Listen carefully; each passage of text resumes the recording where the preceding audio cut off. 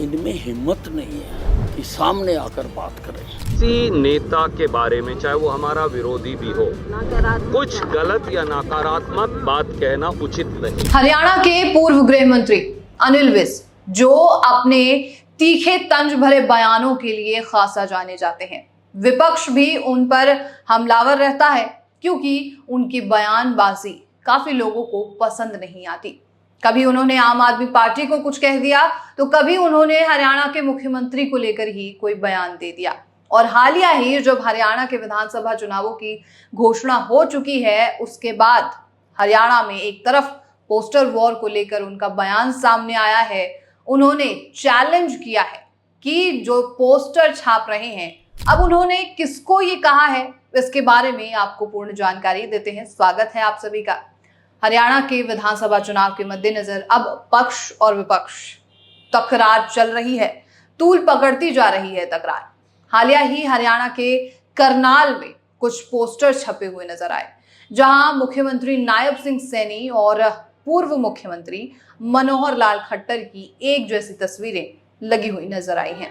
Poster पर ऊपर लिखा था म्हारा हरियाणा नॉन स्टॉप हरियाणा, उसके नीचे लिखा था नॉन स्टॉप हरियाणा महिला अत्याचार। इस पोस्टर से तो साफ होता है कि बीजेपी पार्टी पर तंज कसते हुए किसी ने ये पोस्टर छपवाए थे।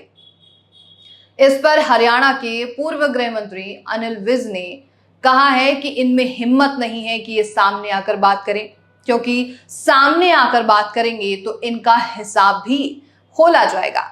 इसको बताया जाएगा कि तुम्हारे राज में कितने कितने जुल्म हुए और क्या क्या किया गया।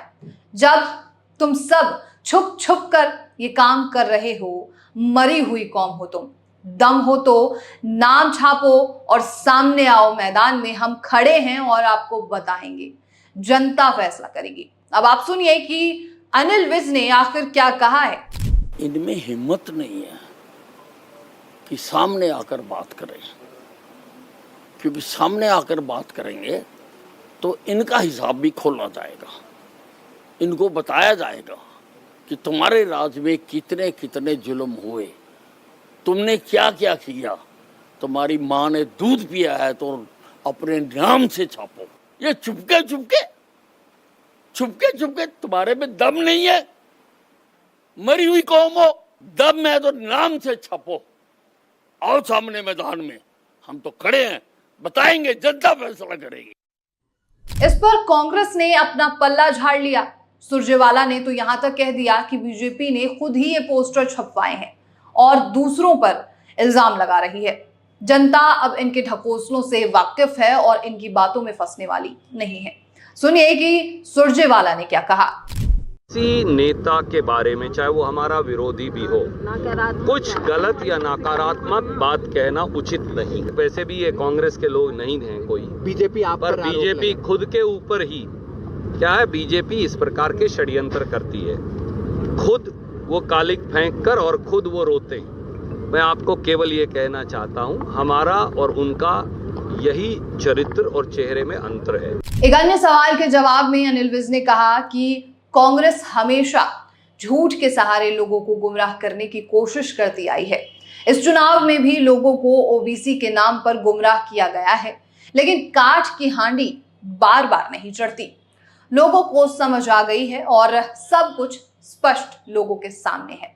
विज विधानसभा चुनाव में जाट बनाम नॉन जाट की राजनीति के संबंध में पूछे गए सवाल के जवाब में कहते हैं कि बीजेपी जात पात की राजनीति नहीं करती, क्योंकि हमें आज तक ये सब नहीं सिखाया गया है।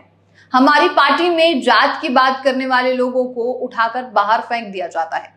मैंने आज तक कम से कम ये राजनीति नहीं सुनी और मुझे ये भी नहीं पता कि मेरे कार्यकर्ता किस जात से हैं।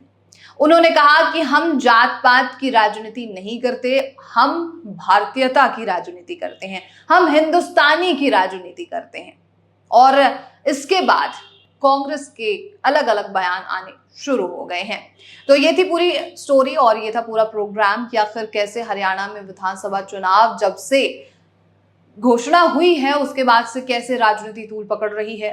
अनिल विज एक तरफ कुछ कह रहे हैं, एक तरफ कांग्रेस अपना पल्ला झाड़ती हुई नजर आ रही है। लेकिन एक चीज तो साफ है कि जो पोस्टर था उस पर किसी ने अपना नाम नहीं लिखवाया, जो कि बहुत ज्यादा जरूरी होता है कि कौन सी कंपनी ने या किस व्यक्ति ने उस पोस्टर को छापा है।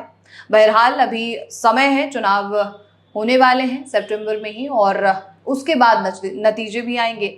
नतीजों तक हरियाणा में यूं ही काफी ज्यादा गहमा गहमी बनी हुई है। कांग्रेस या फिर कोई और पार्टी या फिर बीजेपी को दोहराने की जो कभी प्रथा हरियाणा में नहीं रही है कि कोई पार्टी दोहराई गई है, तो इस बार का चुनाव बहुत ज्यादा महत्वपूर्ण होने वाला है सभी पार्टियों के लिए। तो जो भी अपडेट रहेगी उस पर हमारी नजर लगातार बनी रहेगी।